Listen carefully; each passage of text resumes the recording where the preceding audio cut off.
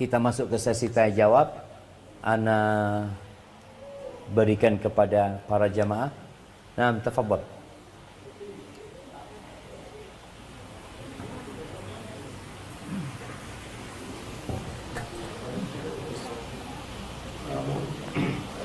Untuk jamaah yang mau menanyakan sesuatu bisa ditulis atau langsung. Ini ada satu jamaah sudah tidur ya, Mas. Insyaallah. Khusuk ngurungokno ceramah Ustaz sampai.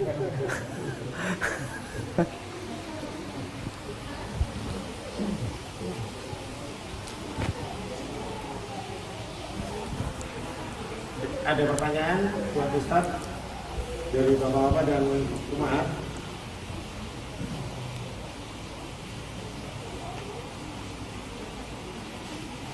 Nah, ini ada dari Dias. Fadhal mic-nya.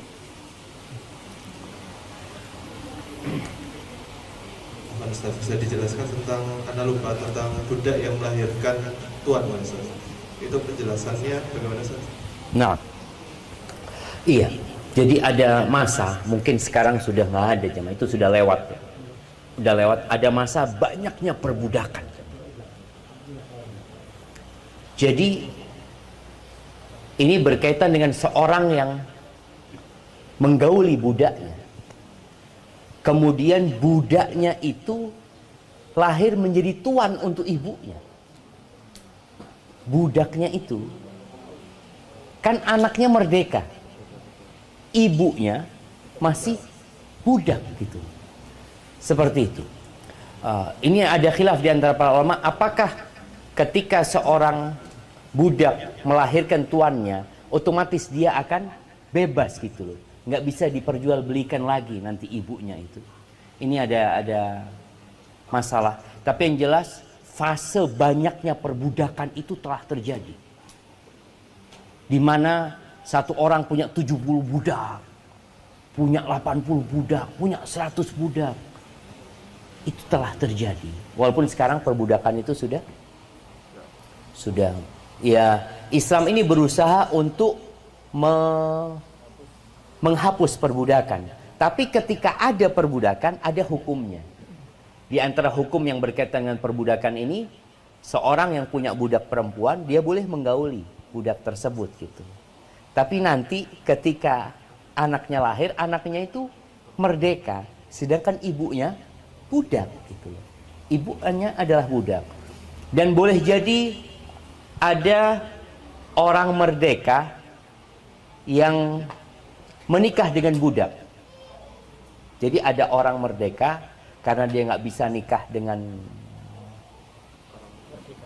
orang merdeka, dia menikahi budak.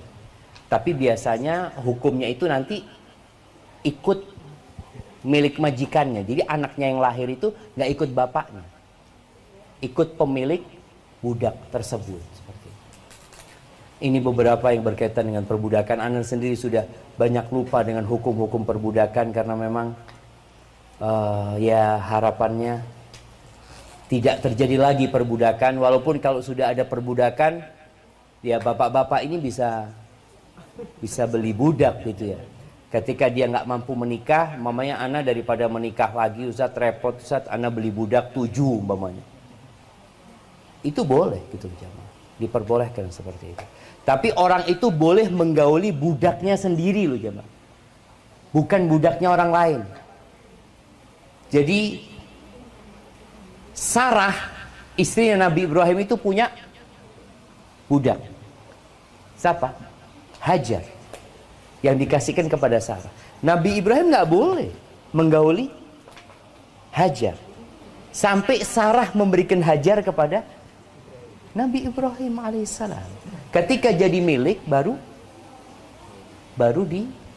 diperbolehkan.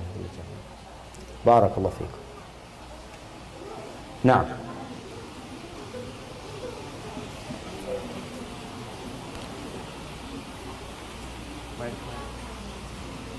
kayaknya ibu-ibu sudah mau ngobrol. Pengajian ini mari.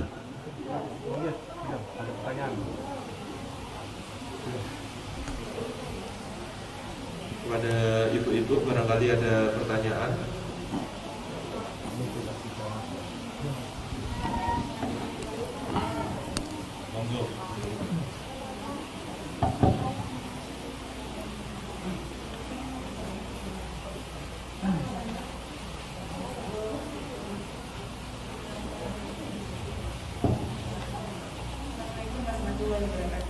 Waalaikumsalam warahmatullahi wabarakatuh. Nah, Assalamualaikum ya Ustaz. Saya ingin tanya mengenai masa idah seorang istri. Jadi berbeda dengan memang. Yang pertama, jika istri meninggal suaminya, lalu siapa yang wajib menafkahinya? Terutama dalam masa idah yang dilajukan di dalam hubungan tadi. ini idah mati, idah meninggal. Terus yang kedua, langsung ya Ustaz. Iya. Yang kedua, apa dibolehkan menggunakan harta peninggalan suami untuk menafkahi dirinya dan anak-anaknya? Barakallahu fikum. Yang ketiga, udah semua. Iya. Apa buktinya melaksanakan masa idah itu Ustaz? Karena jika saya lihat di lingkungan, kalau mereka melaksanakannya seperti santai saja. Suaranya kurang keras ya. Kurang jelas. Jadi yang pertama tadi berkaitan idahnya seorang yang tinggal meninggal oleh suaminya itu nafkahnya dari mana? Nafkahnya yang harusnya menangguhkan menafkahinya itu siapa? Yang memberikan nafkah kepadanya. Oke, siap. Yang kedua, Apa dibolehkan menggunakan harta peninggalan suami untuk menafkahi dirinya dan anak-anaknya? Yang apakah boleh apa dibolehkan menggunakan harta peninggalan suami untuk menafkahi dirinya dan anak-anaknya? siap? Yang ketiga, apa buktinya melaksanakan masa idah itu Ustaz? Karena jika saya lihat di lingkungan, kalau mereka melaksanakan seperti santai saja. Nah, Tetap melaksanakan acara kayak yang tahlilan kayak gitu dengan berkumpulnya tetangga-tetangga, baik laki-laki dan wanita. iya. Terus Yang keempat,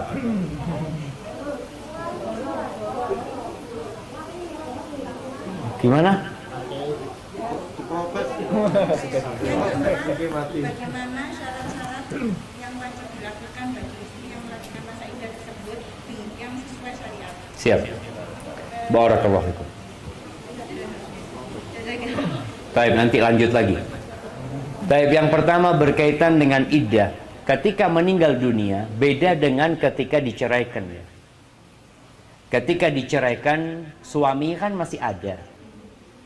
Di masa iddah itu, suaminya wajib menanggung nafkah buat istrinya. Sandang, pangan, papan itu ditanggung oleh suaminya sampai keluar masa iddah. Ini untuk tolak yang raj'i. Tolak yang bisa rujuk. Adapun berkaitan dengan siapa yang memberikan nafkah? Ya nggak ada. Karena suaminya sudah meninggal dunia. Tinggal di sini kalau dia punya anak yang memberikan nafkah kepada ibunya. Kalau suaminya punya harta, disinilah warisan yang akan diberikan kepada dia. Karena bukan nafkah lagi, dengan meninggalnya suami, istri dapat warisan. Warisan itu jelas, perempuan kalau punya anak, suaminya dia akan dapat bagian 1/8. Ya biaya hidup dia diambil dari peninggalan suaminya tadi. Soalnya kalau bicara nafkah, suaminya udah nggak ada, udah nggak memberikan nafkah gitu. Jadi diambilkan dari warisan suaminya. Cuma tadi kalau punya anak memberikan nafkah kepada ibunya ya, itu juga sebuah kewajiban.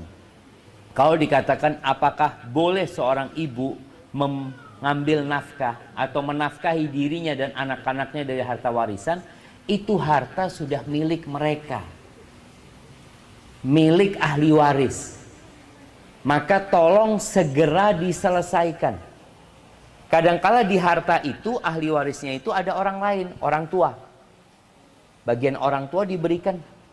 Setelah semua dapat, anaknya ini dapat berapa banyak dari harta tersebut.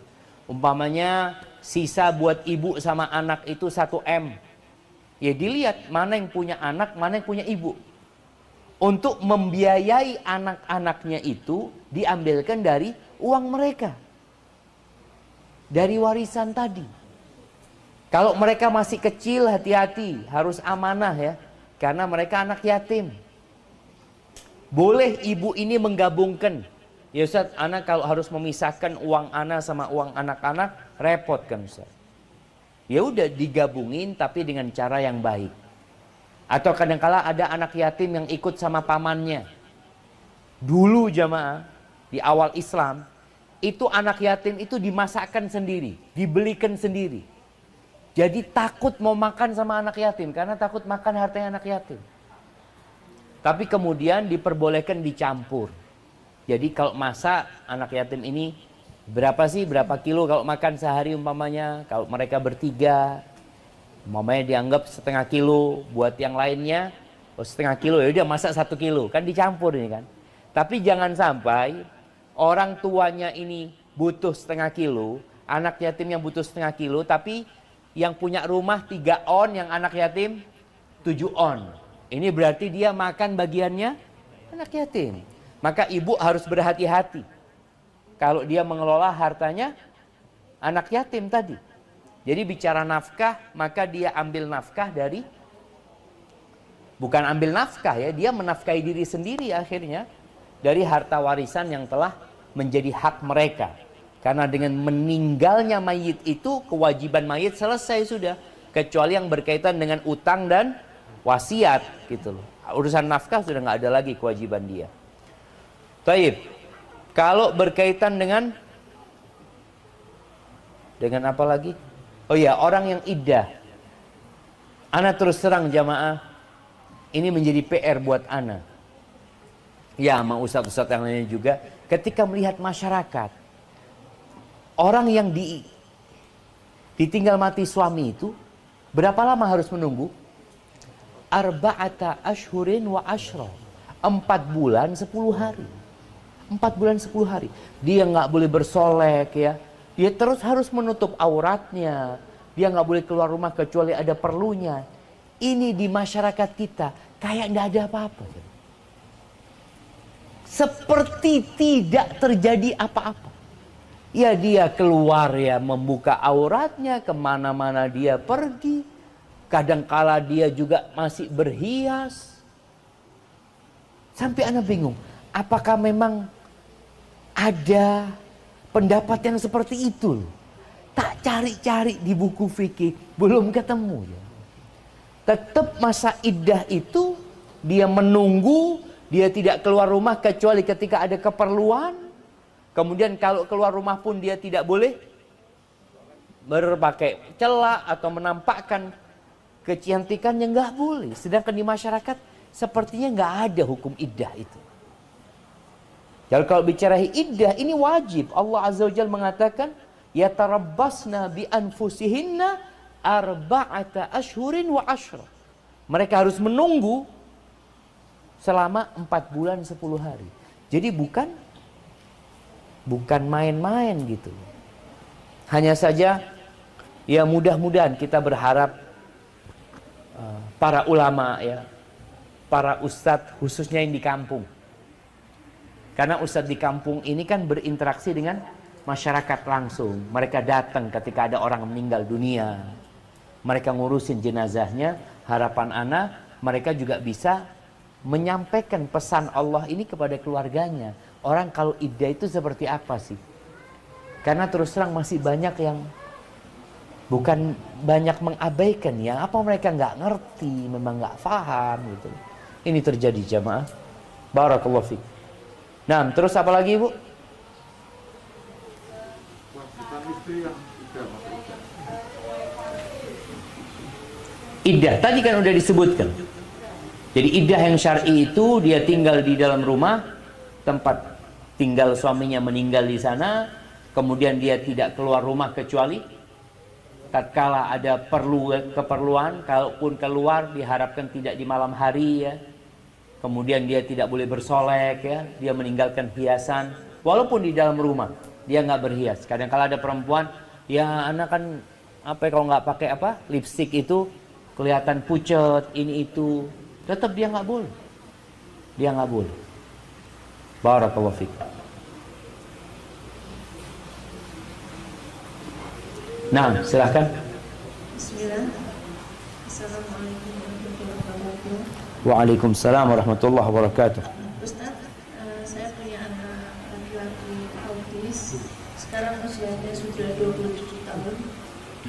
situ dekat Ustaz. Dengan kondisinya nanti di hari kiamat di masa perhitungan, apakah untuk anak-anak berkebutuhan khusus itu tanggungan dosanya itu apakah menjadi tanggungan ibunya atau gimana Ustaz? Barakallahu fikum. Nah, ya kondisi autis ini macam-macam. Tapi ketahuilah bahwa pena malaikat itu diangkat dari orang yang tidur sampai bangun, dari anak kecil sampai dia balik, dari orang yang tidak berakal sampai akalnya ada. Kalau kondisi anak-anak itu memang ya dia seperti anak kecil yang belum balik. Kan ada yang umurnya sudah tua tapi dia seperti anak-anak, Ustaz. Seperti ketika dia terhitung belum balik, berarti pena malaikat diangkat. Belum ditulis nih.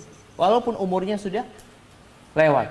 Kalau akalnya nggak ada sama dia, kadangkala nggak jangkep akalnya, kadangkala nyambung, kadangkala nggak nyambung ya. Dikasih penjelasan, dia itu bisa berinteraksi, tapi tidak bisa memahami jemaah. Kadang-kala disuruh ini iya, setelah itu dia nggak bisa apa-apa lagi. Jadi kalau kondisinya seperti itu, maka pena malaikat diangkat. Tapi kalau enggak Ustaz, dia alhamdulillah dia balik. Dia balik. Dan dia juga bisa memahami. Cuma ada beberapa keterbelakangan dia.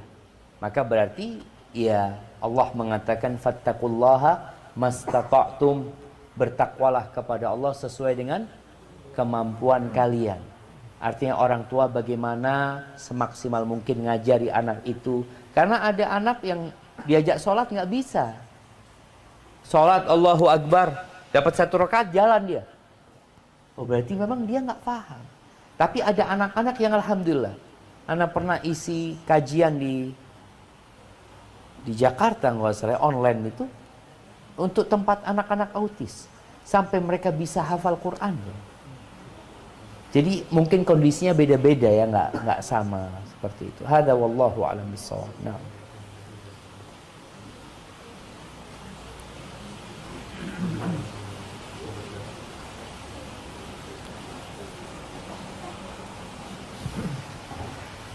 Naam, tafadhal.